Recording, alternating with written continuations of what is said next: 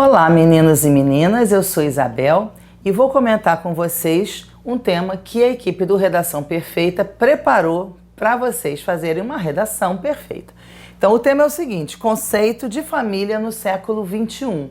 Então, reparem, a gente já precisa pensar, a partir desse tema, que o conceito de família mudou, né? Porque se existe um conceito de família no século XXI, é porque existia um conceito de família no século XX, no século XIX, no século XVIII, no século XVII, né? Então a família do século XXI não é a mesma família, não tem a mesma constituição, são outros tempos, outras tecnologias, outros tudo, né? Tem muita coisa que se mantém, mas tem muita coisa também que já mudou, muitos valores que já caíram, muitas leis que já foram derrubadas, né? Muitas coisas que já aconteceram que fizeram as pessoas serem diferentes, pensarem um mundo diferente. E aí, obviamente, a família também mudou, né? Então, a primeira coisa que a gente vê, que a gente pensa, quando olha um tema desses, é que tem que ser uma redação antenada, vamos dizer assim, com a modernidade, né? A gente vai pensar, vai daqui a pouco ler os textos motivadores, para justamente a partir dos textos motivadores encaminhar uma opinião, né, dentro desse tema que é muito grande. Então, conceito de família no século XXI. Mas o que os textos motivadores indicam, né? Como é que esses conceitos, esse conceito de família vai ser delimitado, né? Indicando o quê? Então, é isso que a gente vai começar a pensar. Mas, antes de a gente pensar, de ler os textos motivadores, como sempre, eu chamo a atenção de vocês para esse parágrafo inicial, que é o enunciado da proposta de redação do Enem, que é sempre igual. Então, esse enunciado é um roteiro do que você tem que fazer para que a redação ganhe ou chegue bastante perto dos 1000 pontos, né? Então, você tem que partir dos textos motivadores, você não pode ignorar os textos motivadores, né?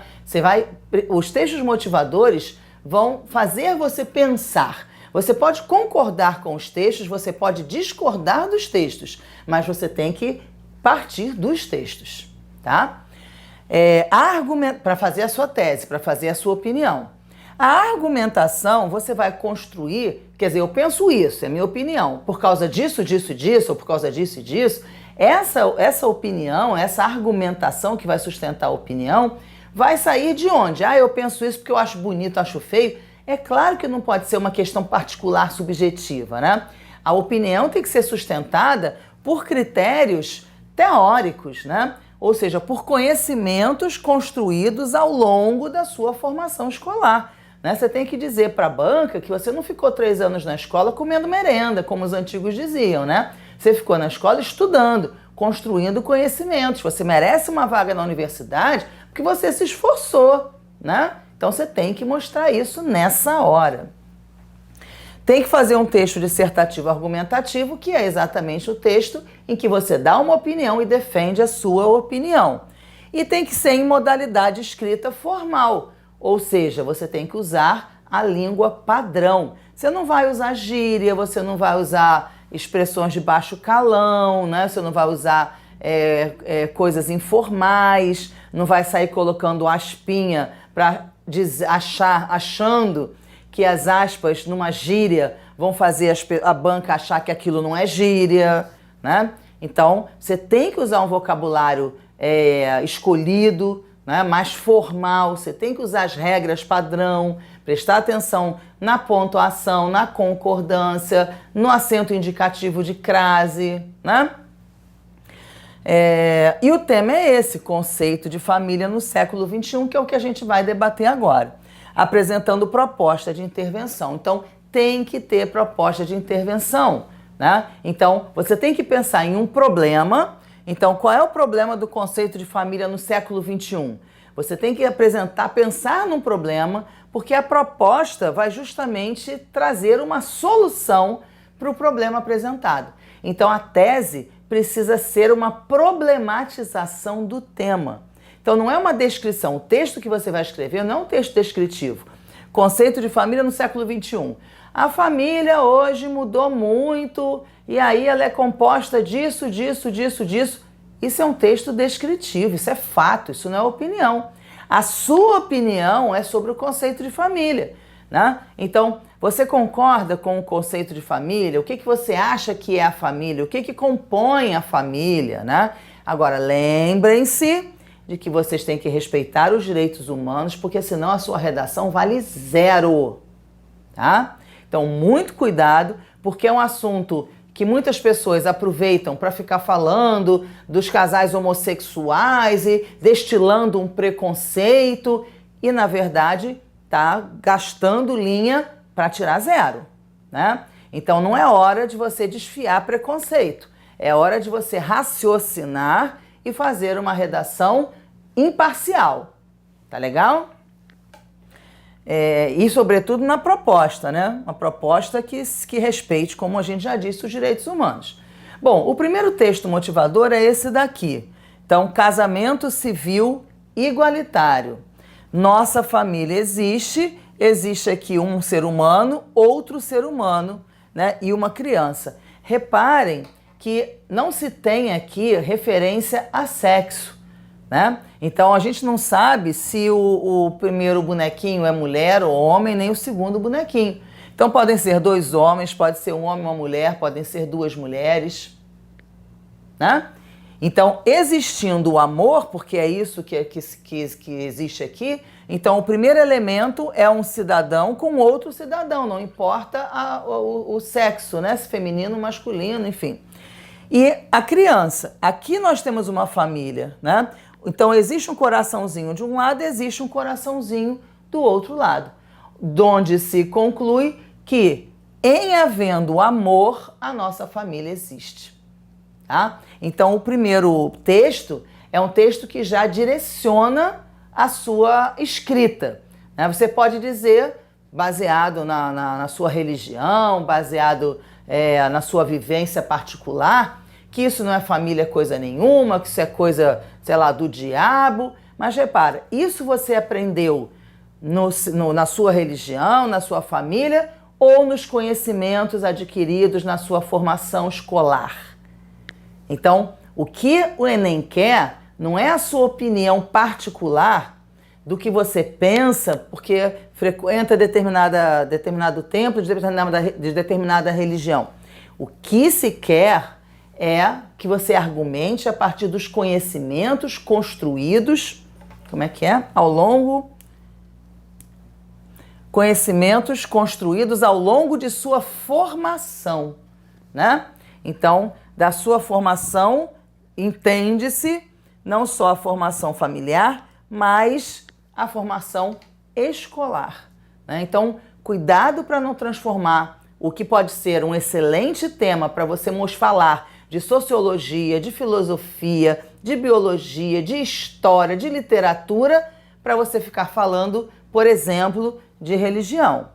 Tá legal? Então, cuidado, porque é um tema que facilmente pode escorregar e para o outro lado, uma questão subjetiva, e fazer você perder ponto. Em momento nenhum eu estou desconsiderando os argumentos religiosos, não. Mas eu estou dizendo que, para o Enem, esses argumentos religiosos não têm muita argumentação, não têm sustentação, porque não são teóricos, tá? Porque não são comprovados cientificamente, porque não são, vamos dizer assim, trabalhados na escola, né? Na formação acadêmica. Então, muito cuidado com a argumentação que pode vir a resvalar para o lado da religião, que é subjetiva. Lembrem que a banca que corrige a sua redação é uma banca diversa, né? Então, fazem parte dessa banca inúmeros professores que, por exemplo, não têm religião alguma. Então, se você faz um argumento baseado numa escolha religiosa, o professor que lê a banca não entende aquilo como teoria, vai dizer se o argumento está vazio, vai te dar uma nota péssima, né? Então, não é a hora de falar de religião, é a hora de falar de sociologia, de filosofia, de história, tá bom? O segundo texto diz o seguinte: novas configurações de família trazem desafios de lidar com realidades distintas e multiplicidade de amores. Aí sim, você pode, a partir desse novo conceito de família, falar das problematizações, né? Então, existem problemas que, de fato, existe uma pesquisa, por exemplo, do IBGE, dizendo que as crianças criadas por casais homossexuais são mais felizes ou menos felizes do que as que são criadas pelos heterossexuais. Isso é um dado que, se você tem, você pode usar, desde que seja real e não seja inventado. Tem que ter fonte, né? De preferência o IBGE. Então, e aí, quais são as dificuldades disso? A sociedade aceita isso, né? A sociedade só reconhece a família tradicional, a sociedade reconhece todos os tipos de família do século XXI, com todas as possibilidades de formação, né? Então, isso é um problema que você pode trazer como opinião para depois buscar a solução na proposta de intervenção, né? As configurações formadas por recasamentos, uniões homoafetivas. Por que assim recasamentos? Às vezes, numa casa, a gente tem o pai, a mãe, os filhos que são da mãe de um primeiro casamento e às vezes de um primeiro e de um segundo casamento, porque às vezes já é o terceiro casamento, o filho do casal, propriamente dito, o filho de um primeiro casamento que não mora, mas passa o final de semana, do marido, enfim, existe uma família que é múltipla, né? Que tem ali várias relações que não são as tradicionais. Então, os recasamentos também trazem problemas, né? E aí, para isso, pode haver propostas, né? Soluções pensadas. As uniões homoafetivas, das quais eu já falei, paternidade ou maternidade socioafetivas, convivem com o modelo tradicional familiar. As famílias, porque existe um programa da prefeitura e existem incentivos, por exemplo, para as mães sociais, né? Se vocês nunca ouviram falar disso, vale a pena também pesquisar. São mães, são pessoas, na verdade elas não precisam nem ser mães, mas elas precisam ser cadastradas na prefeitura, ou às vezes no estado, né? Na vara da infância e juventude. Então existem mães chamadas mães sociais, né? Ou pais sociais, que são pessoas que recebem dinheiro para cuidar das crianças abandonadas, né? Crianças de orfanatos, crianças que foram abandonadas pelos pais e não estão em orfanatos, mas estão na vara da infância ou em conselhos tutelares, né? Então, esses pais sociais, mães sociais e pais sociais, recebem um dinheiro para trazer para sua casa determinada quantidade de crianças. Então, dependendo da casa, você pode ter 3 crianças, 4 crianças que não tem pai, não tem mãe, que são criadas por aquela pessoa que está ali recebendo um dinheiro para cuidar, para ser mãe, para ser pai daquelas crianças. Não é a família tradicional, né? Não tem nada a ver com homossexualidade, não tem nada a ver com isso. É uma questão de trabalho. A mãe e o pai social se envolvem com aquelas crianças de maneira afetiva, mas é trabalho, eles ganham para isso, né? Então, é uma outra coisa também diferente da família tradicional, né? Olha quanta coisa vocês podem usar para desmembrar ou para delimitar o tema, né? Então, quem não quer falar do casamento homoafetivo porque acha uma coisa ruim, enfim, não fala. Fala de outra coisa, fala dos recasamentos, fala das mães sociais, dos pais sociais, falem de outros modelos familiares, né? Bom, as famílias heterossexuais também constroem ou reconstroem arranjos que fogem ao tradicional. A maior vantagem de toda essa mistura é, sem dúvida, o exercício da tolerância mútua, que deverá desaguar na ampliação da aceitação da diversidade na sociedade. Claro, se você vive numa família, por exemplo, como de uma mãe social, em que cada um vem de um lugar diferente, é claro que cada um tem que aprender a respeitar as suas diferenças. A mesma coisa nos recasamentos, né? Então, se você tem filhos que são, né, de uma parte do casal, outros que são do outro, né, um casamento anterior das pessoas do par, né, do casal. Esses filhos não se conhecem, não são parentes, mas eles não precisam conviver porque os pais se casaram. Então, essa convivência parte da tolerância. Então, se você não consegue tolerar o filho do marido da sua mãe, como é que você pode tolerar uma pessoa que você sequer conhece, não tem laço nenhum com ela, né? Então, são coisas para se pensar, dos desdobramentos, né, que podem trazer teses e argumentações, né?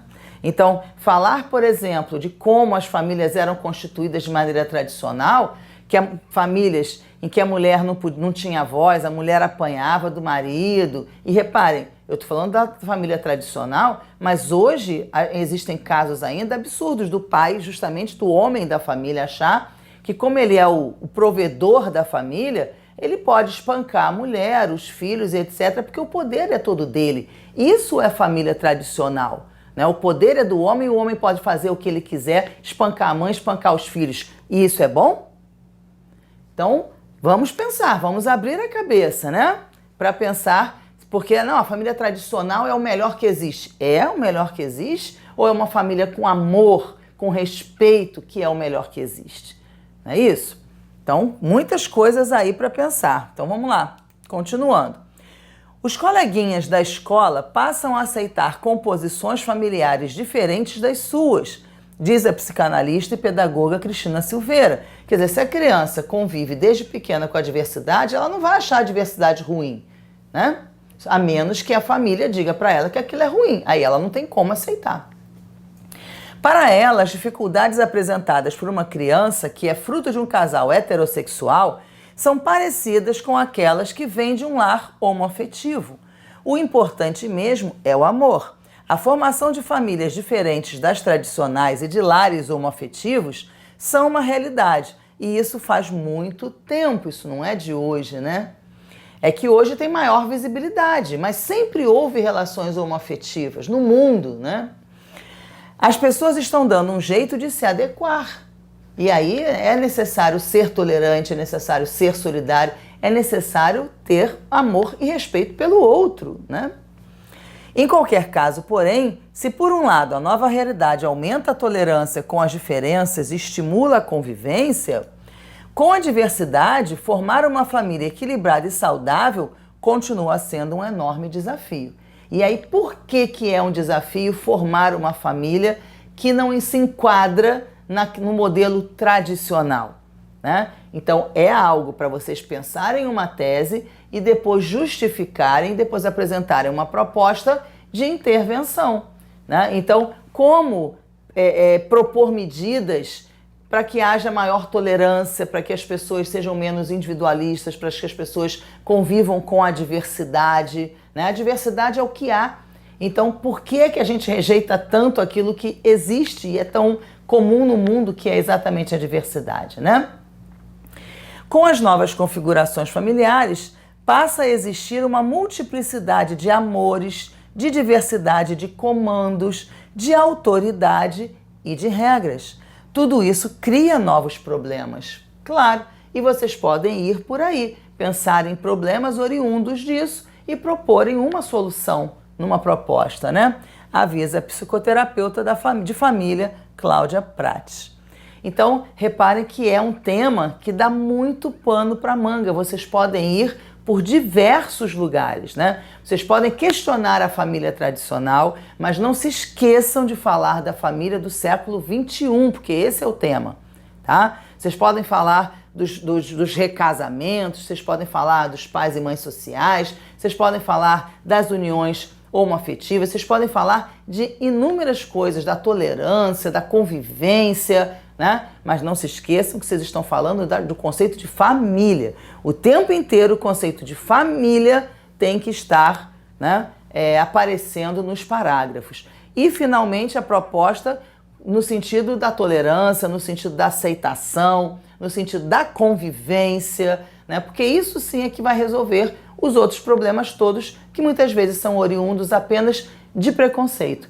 E a gente sabe que muitas vezes o preconceito existe porque as pessoas não sequer o direito de conhecer o outro. Às vezes, quando você conhece o outro, você não sabe depois por que eu tinha tanto, por que eu não gostava daquela pessoa, por que eu tinha tanto preconceito em relação àquela pessoa. Aquela pessoa é uma pessoa legal. Então, muitas vezes o preconceito parte mesmo do desconhecimento, né? E aí, dar o conhecimento, conscientizar, é sempre um excelente caminho para uma boa proposta, tá bom? Bom, o nosso tema então de hoje, desse trechinho desse vídeo, conceito de família no século XXI. Espero que eu tenha ajudado vocês a fazer uma redação perfeita. Se não, façam uma redação perfeita. Até a próxima!